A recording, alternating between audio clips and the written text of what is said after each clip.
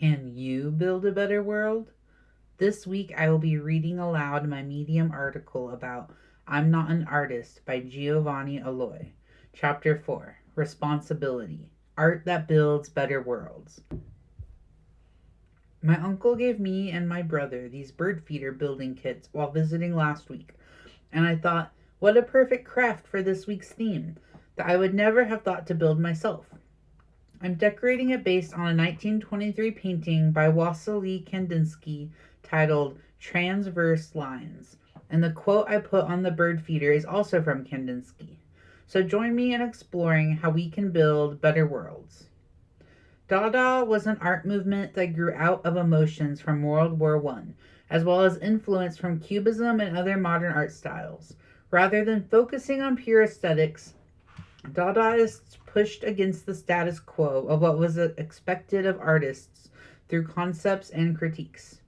After seeing the horrors of war, these artists sought meaning and purpose through yet uncharted art practices. Duchamp is the most cited artist from this era, although many were involved in this examination of the meaning and purpose of art. You can read more about this movement at the Art Story website.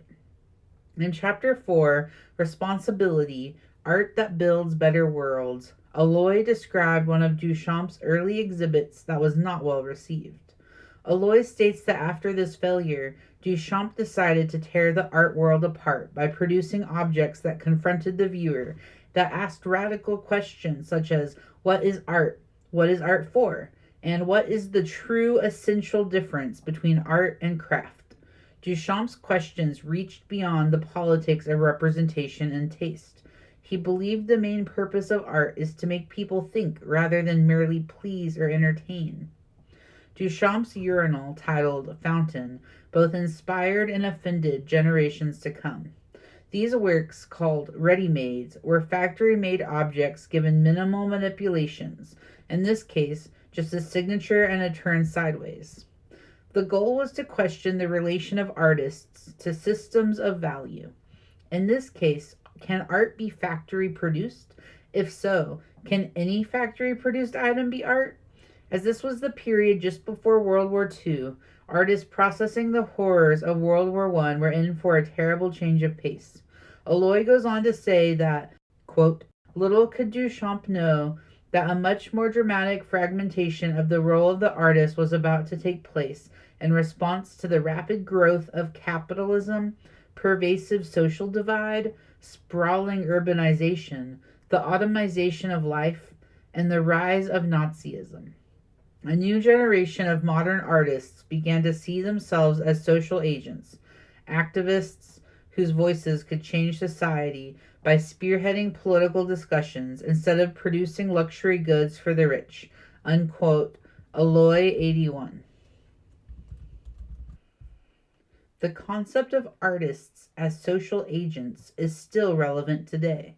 Despite being introduced over 100 years ago, many self-proclaimed artists have continued on with the expectation that they must make art for rich patrons in order to survive. Yet, art can exist as more than a commodity. Art can be less of an identity, and instead a site that is full of radical possibilities. Experimentation is key to discovering new ways of being, and any regime that discourages experimentation in art is to be treated with caution. One example of a government that censored art comes from post-war Russia. Social realism was the style of communist Russia, a turn away from the abstract and experimental art that had previously flourished there. Aloi explains that, quote, Stalin's regime went further, shutting down experimental art schools and removing early modern art from museums. Those who did not flee were persecuted, imprisoned, and often executed. Soviet artists were closely monitored and expected to paint social scenes that reflected communist values through clear and accessible compositions. Unquote. Aloi 89. Stalin's use of power to enforce prescriptive ideas of what art should be does not actually represent communist values. Rather, this show of force represents what happens when a dictator is in charge.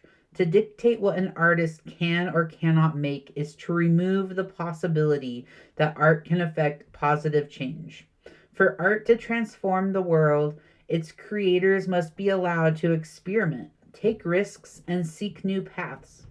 But Stalin did not want a free world, as true communism, one where community is the central motivator, was not his goal. Control was his goal. Aloi concludes chapter 4 with the following quote from Hitler. Quote, "Works of art which cannot be understood in themselves but need some pretentious instruction book to justify their existence will never again find their way to the German people," Hitler said at the opening of the House of German Art. We still frequently hear that line repeated today, although those who parrot it don't seem to be aware of its origin. Unquote, Aloi 91. Art helps us place things in context. Without context, like this quote by Hitler, we are prone to misinformation and exploitation. The Nazis destroyed a significant chunk of modern art history, including works by one of the pioneers of abstraction, Wassily Kandinsky. According to this quote from the now deceased artist's website, quote, 57 of his works were confiscated by the Nazis in the 1937 purge of degenerate art, unquote. We each bear the responsibility of building a better world, yet currently our abilities to do so are being hampered by capitalism. We are forced to work for below a living wage just to have enough to eat, house ourselves, afford necessities, and hopefully have enough left over for a little treat that offers solace for this cycle we are all trapped in. How are we supposed to change the world when we are each struggling against our own hamster wheels? The 1% of the 1% could choose to end world hunger today. Instead, they choose exponential profit. Dollar signs that waste away in banks and in the form of immaterial currencies. Profit is not the solution to our worldly problems. Our material reality, our earth, every plant and animal, humans included, need us to find solutions. The time is coming that every person must stand for what is just and fair. Creation is a human right. Art should not simply be another way for the wealthy to hoard resources. Art is for everyone.